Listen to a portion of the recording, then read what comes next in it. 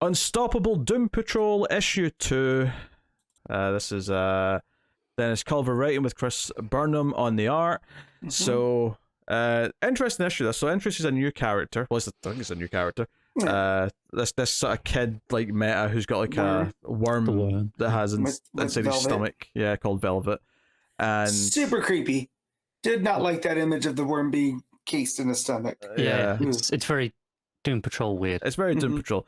This issue is kind of two things. It's mostly here's their base now that's underground, and a nice good look at that. And you've got Flex Mentallo in there. You got they're definitely not the X-Men. You got definitely not. The direct shot at the X-Men cover books in this actually made me laugh out loud, and is the funniest thing I've read in comics in like weeks. Oh yeah, because Niles is trying to like gain control back because he's there as a consultant, and he goes to the chief, the chief character that's part of Jane's group, right? And he hands her a paper. Yes, and it cuts to a page. I panicked. I panicked when I saw this page. It's got a symbol at the top. It's all this white page with black text with a symbol from the desk art, and it's in the exact same formatting as the X books. And I was like, oh no, please don't tell me we're doing this in this mini. Right. And then the very next panel is, I'm not reading any more of your endless memos, Niles. Yeah. And I lost it. Yeah, but the thing that it proposes is they split the team in two, Doom Patrol White and Doom Patrol Orange. And oh my God. It's just so funny X-Men. With the field team and Yeah, but the other big thing this is doing is that this character Worm turns out, because obviously we teased that Suicide Squad led by Peacemaker, thank you, were on the case, like they were coming after Doom Patrol. Turns out that Worm was infiltrating on their behalf and doesn't like it because he's basically realized, wait, these are weirdos like me. This would actually be a good home for me. And it's a really sad ending because after he sends his worm Velvet to go and do some spying, when he tries to rebel, Peacemaker's like, well, we're going to blow up your head because you're rebelling. And the Doom Patrol say, oh, we're blocking the signal, but it won't keep for long. But we knew you'd infiltrated. If you told us sooner, we could have helped you better. And it has this really sad ending where the kid does die. Robot Man throws him out of the sky for the head explosion. Not just throws him, he fastball specials him into the sky. That's true, yeah. So it doesn't hurt anyone else, but it's like, hey, take care of my worm Velvet. So this kid dies. Like, there's actually a shot of this kid flying through the air right before you see a white panel. It's okay, because the next page it reveals he wasn't a real kid anyway. Well, yeah, apparently this worm grows new people or something. His constructs, Yeah, there's constructs in that.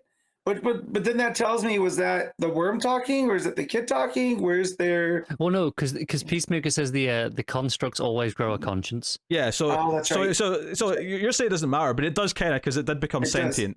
Well, okay, yeah, but it's still a living being in that sense. Semantics. I cannot tell you how much more I enjoyed this than Green Arrow. Oh yeah, for sure. That's so good. For sure. Not even close. The new guy, what's his name? That the Lazarus Planet special was Degenerate. Yeah. Him saying that he's not going to do what they effing want and stuff. And Beast Girl's reaction to all of that. It's just fun comics. The therapist who like calls upon herself in 5 dimensions. Terry. Oh yeah. The dude in the think tank. Like, I'm just into it. Yeah. So you guys are more versed in Doom Patrol. Was the think tank like a thing before, or is this something that Culver is setting up? No, I think so, because this is Think Tank 2, right? So they rebuilt it. Yeah, I can't tell. I don't know the backstory of this, but it definitely feels like they're pulling on something from before. Yeah, well, because I feel like a lot of these characters I saw people on Twitter talking about are like based off of other Doom Patrol characters. Oh, for sure. I mean, there's also a sad interlude here where Robot Man goes to visit Dorothy's grave, and I thought that was a really touching little interlude scene as well. How does this work for someone who hasn't like Matt, like who hasn't got a history with Doom Patrol? Did it still play? You're assuming I didn't immediately look up who this character was. Well, before you looked it up, did it play as just, hey, this is Gina's Cliff going to visit the grave? It was just like somebody that was close to him that was no longer around that the rest of the team knew. This is probably like reading a modern X-Men book when it sort of starts fresh, where they still have to kind of like respect and acknowledge the history and then you teams have went no through. idea what's going on 3 issues in anyway.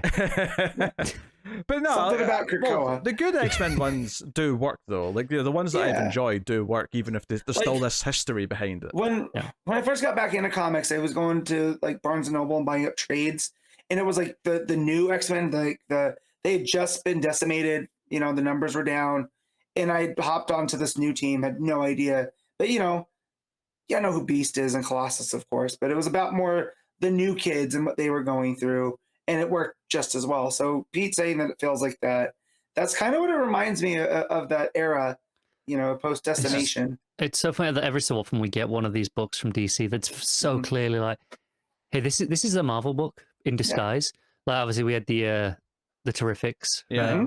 Being this is definitely not a Fantastic Four book. Don't worry about it, guys.